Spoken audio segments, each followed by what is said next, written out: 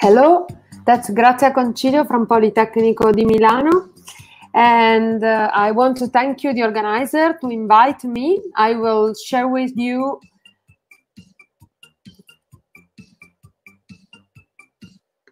my monitor.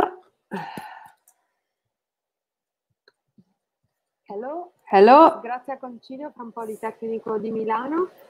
And I want to thank you, the organizer, to invite me. I will share with you my monitor. I hope you are looking what I show you.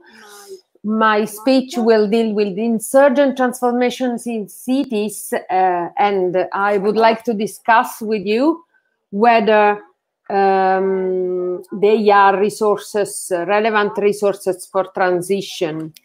We know, and this is evident for many of us, that cities are complex and challenging environments where it is evident the necessity to solve problems, to drive solution, exploitations, and scaling up to push innovation for sustainability. The urgency for this is evident and crucial.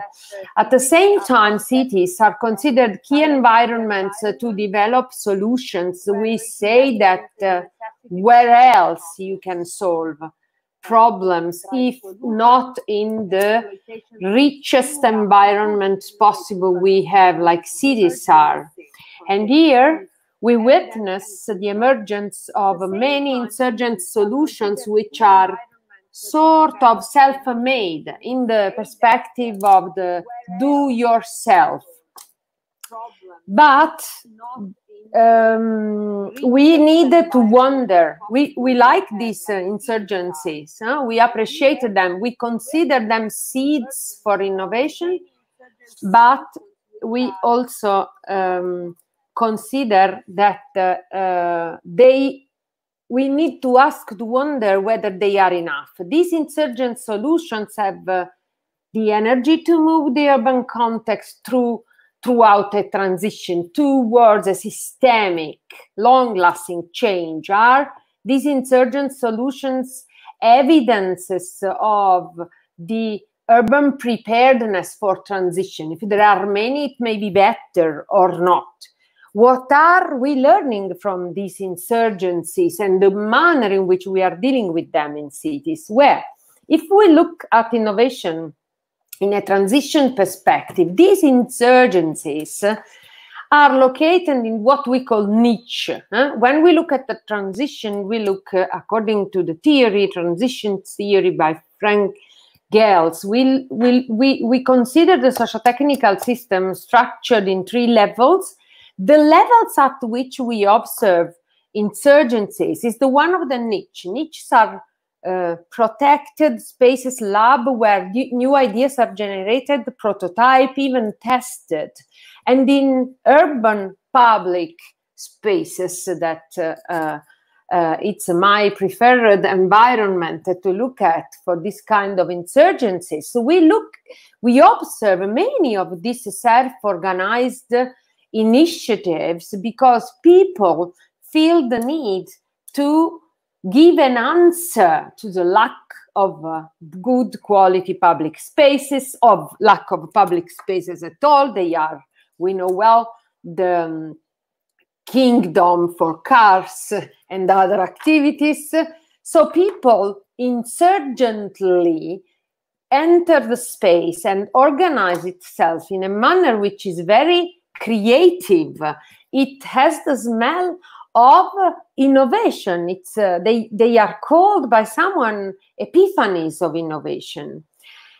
What happens when these insurgencies dialogue with regime refers to form of a government, set of rules, cultural, social norm, physical infrastructure and practices where things are transformed. This is the level at which things may become long-lasting and affect what we call the landscape, this let's say level of the socio-technical system that relates to value, so that change may be considered systemic, having mobilized value. So what we are talking about are these arrows that you see here. There are many. The more the cities have these blowing initiatives, the harder it is to understand whether all these initiatives go in the same direction. Do they contribute to the same idea of change? Do they go into the same direction? Do they work for the same idea of a future? When we think that they become relevant for transition, we observe that there is a sort of synergic alignment among these insurgencies, some of them being guided insurgency from needs, for example, coming from public administration. But the issue is, do we think that simply keeping the value on the insurgencies and the manner in which they interpret the solution is enough? According to my, I hope that now you see myself. I am not able to understand fully now, but we needed to understand, and what we are observing is that in many cases the government, the urban, the public authorities have for a long time, these initiatives have been ignored, maybe just, observed. Very recently, these initiatives became more evident to public authorities, and public authorities are picking them up. Somehow they are adopting these initiatives and considering them their tools of action, their means to enter the city contexts. And in many cases, the public authorities are sort of delegating to these initiatives the role of guiding cities towards a systemic change. Well, this is the question I have for you today, whether this is enough. What we are, the initiatives I showed you, and I am obviously referring only to those that are taking, I am taking as examples those taking place in public spaces, but we have several others being related to other kind of initiatives. For example, services for people who don't have any residential accommodation when they assist patients in hospitals, or problems which are related to the lack of services in the cities. Well, the question I want to discuss with you is, to what extent is this enough? In our experience, what we are observing in many cities is that these initiatives are very valuable. They are incredible knowledge, social, technical resources, seeds for idea, and energy, civic energies that can be synergized, but we need the synergization energy. We need to reconsider the value of institutions, not in the sense that we want to go back to a bottom-up approach, and without giving space to these insurgent initiatives, but especially in the direction of considering these initiatives valuable for the city. They need to be synergized. They need to know each other, to know how they can contribute to a radical change in the cities, meaning also that it's not enough to paint a street. This can be a beginning, this can be a start, but we need long-lasting change. In this period of post-COVID emergency, we are looking at cities who are trying to organize the manner to deal with social distancing in a manner which is very much insurgent. So we leave people organizing the space. We leave restaurants to conquest, you know, public spaces in the streets or in the squares.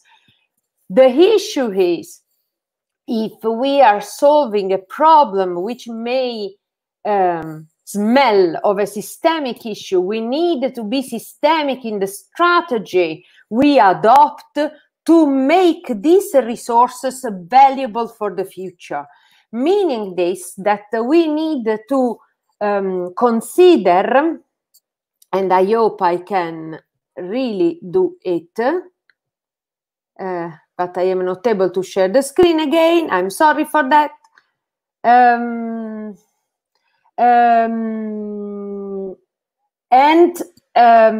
What we understand is that simply assigning the value of these insurgencies as the only actions in the cities, it's very hard that we achieve systemic change. Relevant is that we conquest back our trust in institutions, and they at the same time feel the need to govern these transformations towards a more synergic and a more effective use, utilization, exploitation of these resources, which are incredible energies that only need to be exploited. I will try for the last time to share my screen and to show you, I guess, I hope, the last slide. There is a book in which I and my colleagues discuss these mechanisms and issue towards the capacity of city to exploit their innovation energies, and we made our reflections in that I presented you within the context of the Designscapes project, which you can explore at this website, and the book is a resource you can download for free from this website. And that's all from Grazia Concilio.